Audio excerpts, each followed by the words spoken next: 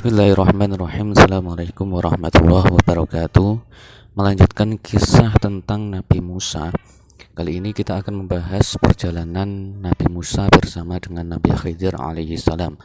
Allah Ta'ala berfirman dalam firman-Nya, Quran Surat Al-Kahfi ayat 60 sampai 82.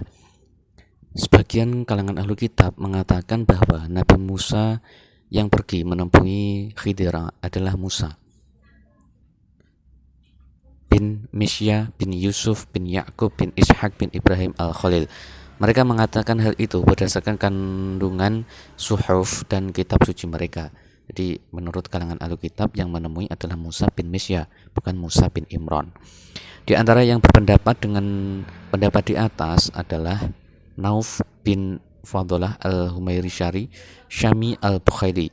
Ada yang mengatakan bahwa ia berasal dari kota Damaskus. Ibunya adalah istri Ka'ab al-Abar.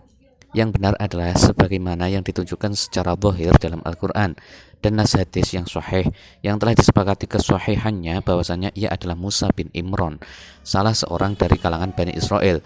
Imam Bukhari berkata, aku pernah berkata kepada Ibnu Abbas, sesungguhnya Nauf al-Bukaili beranggapan bahwa Musa yang menemani Khidir bukanlah Musa yang berasal dari kalangan Bani Israel. Ibnu Abbas berkata, Musa Allah telah berbohong. Aku pernah mendengar Ubay bin Ka'ab berkata, aku pernah mendengar Rasulullah SAW bersabda, Nabi Musa alaihissalam pernah berkhutbah di tengah-tengah Bani Israel. Lalu Nabi Musa ditanya, siapakah yang paling alim? Ia menjawab, aku. Lantas Allah menegurnya karena ia tidak mengembalikan pengetahuan tersebut kepada Allah. Allah mewahyukan kepadanya, sesungguhnya seorang hambaku yang berada di pertemuan dua lautan adalah orang yang lebih alim daripadamu. Selanjutnya Nabi Musa bertanya, wahai Rabbku, siapakah yang bisa mempertemukanku dengannya? Allah menjawab, bawalah ikan ini dalam sebuah keranjang. Bila mana kamu kehilangan ikan itu, maka di sanalah dia berada. Lalu Nabi Musa berangkat bersama muridnya yang bernama Yusya bin Nun. Nabi Yusya bin Nun. Nabi Musa membawa ikan tersebut dalam sebuah keranjang. Nabi Musa dan muridnya berangkat dengan berjalan kaki sehingga sampai di sebuah batu karang. Lalu Nabi Musa dan muridnya melepas lelah dan tidur di sana. Sementara itu ikan yang berada di dalam keranjang tersebut bergerak dan keluar dari keranjang lalu terjun di dalam laut dengan cara yang sangat aneh. Allah menahan aliran air laut sehingga menjadi seperti sebuah jembatan sehingga ikan itu dapat melintasinya. Mereka meneruskan perjalanan pada siang dan malam hari. Murid Nabi Musa alaihissalam lupa memberitahukan bahwa ikan itu telah lepas. Pada suatu pagi, Nabi Musa berkata kepada muridnya, bawalah kemari makanan itu. Sesungguhnya kita sudah merasa letih dalam perjalanan ini. Nabi Musa tidak akan menghentikan perjalanan sebelum beliau sampai di tempat yang Allah perintahkan. Muridnya bertanya, tahukah engkau? Ketika kita mencari tempat berlindung di sebuah batu karang tadi, aku lupa menceritakan tentang ikan itu. Setan telah membuat aku lupa menceritakannya. Ikan itu masuk ke dalam laut dengan cara yang sangat aneh. Kemudian Nabi Musa berkata, kalau begitu itulah tempat yang kita cari. Lalu keduanya kembali ke tempat semula dengan menelusuri jejak mereka yang lalu. Akhirnya sampailah mereka di tempat batu karang itu. Musa melihat seorang laki-laki yang berselimut dengan sehelai pakaian dan itulah Khidir. Nabi Musa memberi salam kepadanya dan ia pun membalas salam beliau. Khidir berkata, bagaimana mungkin ada salam keselamatan di tanah airmu? Nabi Musa berkata, aku adalah Musa. Khidir bertanya, Musa Bani Israel? Nabi Musa menjawab, ya. Khidir kemudian berkata, sesungguhnya aku memiliki suatu ilmu yang telah diberikan Allah yang tidak kamu ketahui. Sebaliknya, kamu juga memiliki suatu ilmu yang telah diberikan Allah yang tidak aku ketahui. Nabi Musa berkata kepada Khidir, bolehkah aku mengikutimu? Khidir menjawab, sesungguhnya kamu tidak akan sabar mengikutiku. Bagaimana engkau dapat sabar terhadap sesuatu yang belum pernah engkau ketahui? Musa berkata, insya Allah kamu akan mendapatiku sebagai orang yang sabar, dan aku tidak akan menentangmu dalam urusan apapun.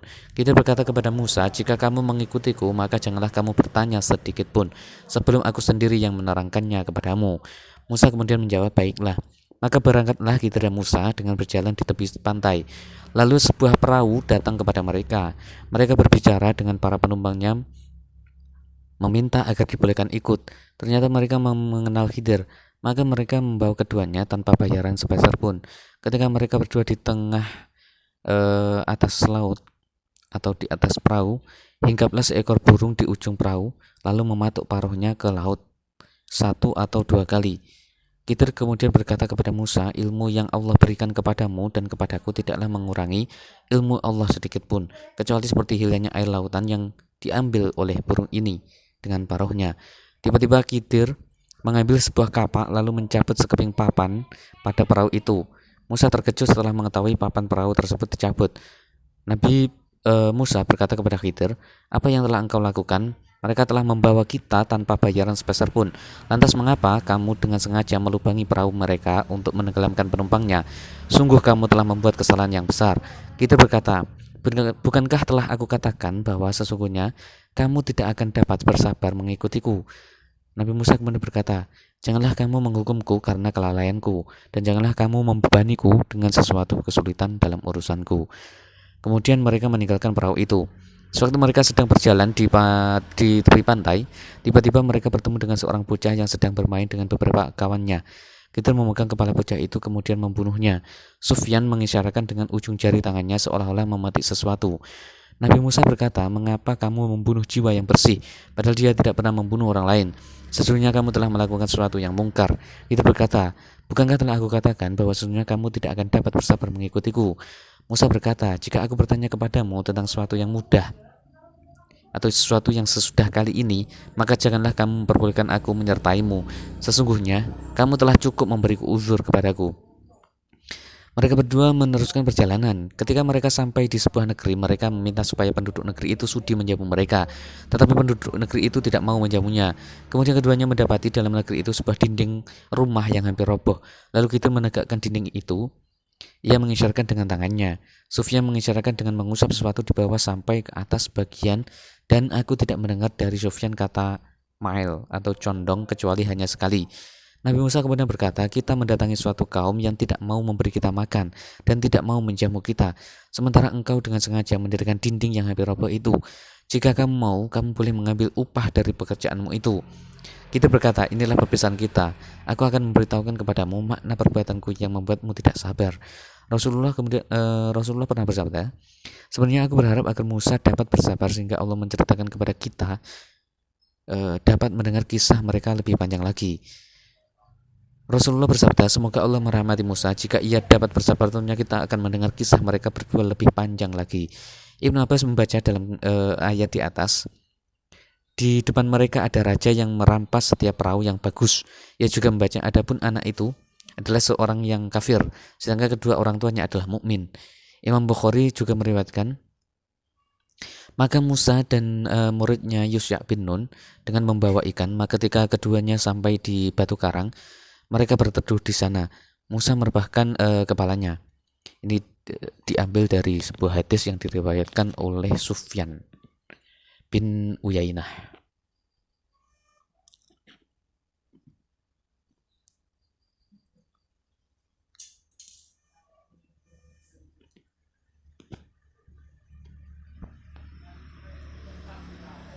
Jadi kisahnya itu diambil ketika beliau Yusya dan Musa sedang mencari tempat di mana Khidir berada, lalu beristirahat di tepi pantai. Kemudian mereka bertemu dengan adanya ikan yang telah hilang.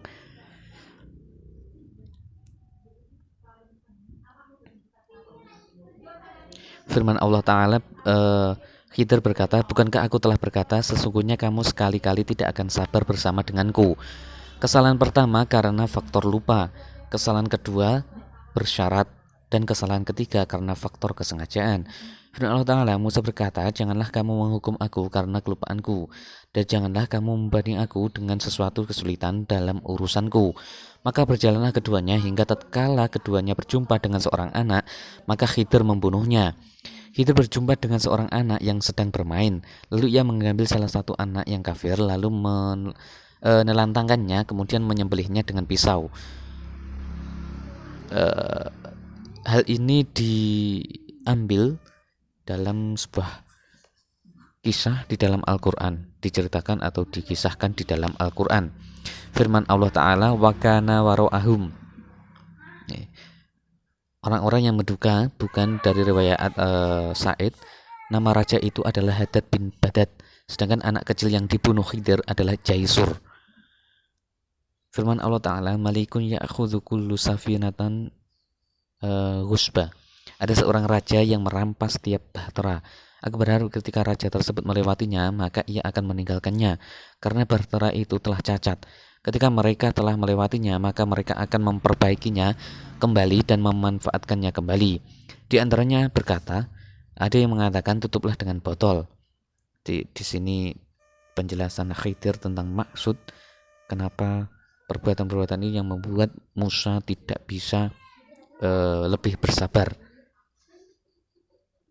Dan yang kedua, ini kesalahan yang kedua, ketidaksabaran Musa terhadap perilaku dari Nabi Khidir.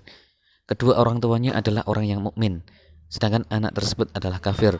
Firman Allah Ta'ala, dan kami khawatir bahwa dia akan mendorong kedua orang tuanya itu kepada kesesatan dan kekafiran. Kemudian yang ketiga, dan lebih dalam kasih sayangnya kepada ibu bapaknya.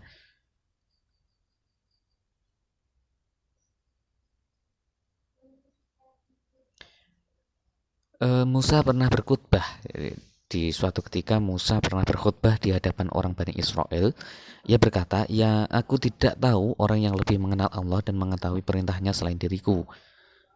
Maka diperintahkan untuk menemui seorang itu. Lalu disebutkan hadis di atas. Di awal mula kenapa Nabi Musa bertemu dengan Khidir. Dan demikian halnya yang diriwayatkan oleh Muhammad bin Ishaq,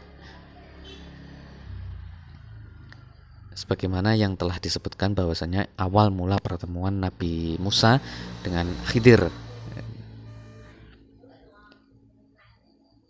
Firman Allah Ta'ala, rahmatan min rabbik, sebagai rahmat dari Tuhanmu.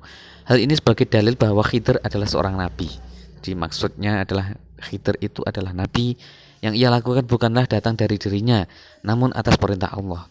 Maka ia adalah seorang nabi. Ada yang mengatakan rasul, dan ada yang mengatakan wali. Yang lebih aneh lagi, ada yang mengatakan bahwa ia adalah seorang raja.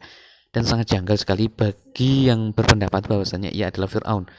Ada yang mengatakan bahwasanya ia adalah Ibnu Dohak yang menguasai dunia selama 1000 tahun. Menurut jumhur ahlu kitab, bahwasanya ia hidup di masa Afridon. Ada yang mengatakan bahwa ia hidup di awal kekuasaan Zulkarnain, yang beranggapan bahwa ia adalah Afridon, sedangkan Zulfaras adalah yang hidup di masa Al-Khalil Ibrahim. Mereka beranggapan bahwa orang tersebut meminum air kehidupan sehingga ia hidup kekal sehingga saat ini. Ada yang mengatakan bahwa ia adalah salah seorang yang beriman kepada Ibrahim dan hijrah bersamanya ke daerah Babilonia, dan dikatakan bahwa namanya adalah Malakan. Ada yang mengatakan bahwa Armia bin Halqiyah. Ada yang mengatakan bahwa ia adalah seorang nabi yang hidup di masa Sabasib bin Mahrasib. Jarak waktu antara Afridon dan Sabasib adalah sangat panjang sekali, yang telah diketahui oleh para ulama nasab. Yang benar bahwa orang tersebut hidup di masa Afridon dan terus menjalani kehidupannya hingga masa Musa. Sedangkan kenabian Musa berada di masa Manwi Syair, yang merupakan salah seorang putra Abraj bin Afridon, salah seorang raja Persia. Ia adalah seorang raja yang adil. Dialah orang yang pertama kali membuat parit dan memilih kepala desa bagi setiap desa. Masa kekuasaannya hampir mencapai 150 tahun. Ada yang mengatakan bahwa ia termasuk anak keturunan Ishak bin Ibrahim. Disebutkan bahwasanya ia memiliki cara khutbah yang sangat indah, ucapan yang indah, berfaedah dan fasih yang mampu mengungkapkan akal pikiran dan melenakkan pendengaran. Hal ini menunjukkan bahwa ia berasal dari keturunan Al-Khalil. Wallahu a'lam. Allah Ta'ala telah mengambil perjanjian dari para nabi agar beriman kepada para nabi yang datang setelahnya. Allah juga mengambil perjanjian di atas diri mereka untuk Nabi Muhammad, sebab ia adalah penutup para nabi. Maka bagi setiap yang hidup di masa beliau, maka ia harus beriman kepadanya dan membantunya. Sekiranya Khidir masih hidup di masa Rasulullah, niscaya ia akan mengikutinya dan ikut membantu beliau. Kesimpulannya bahwa Khidir adalah seorang nabi, dan inilah pendapat yang benar, atau seorang rasul sebagaimana yang diungkapkan oleh sebagian orang, dan sebagian orang lain mengungkapkan dia adalah seorang raja.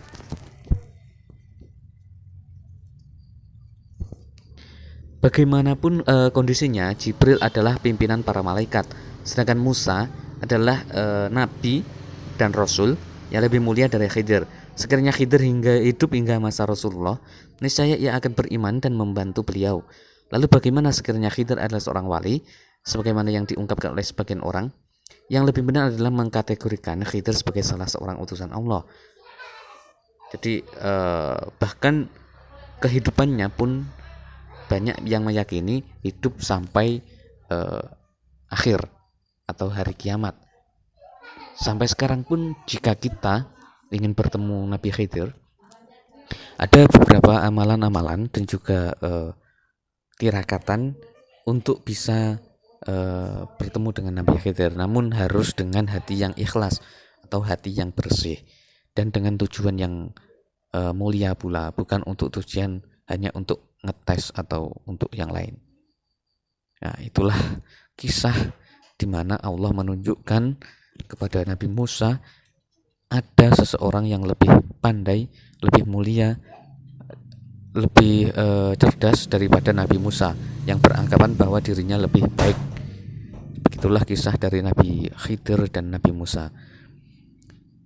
Untuk pembahasan berikutnya kita bahas di pertemuan berikutnya. Wallahu a'lam bishawab. Assalamualaikum warahmatullahi wabarakatuh.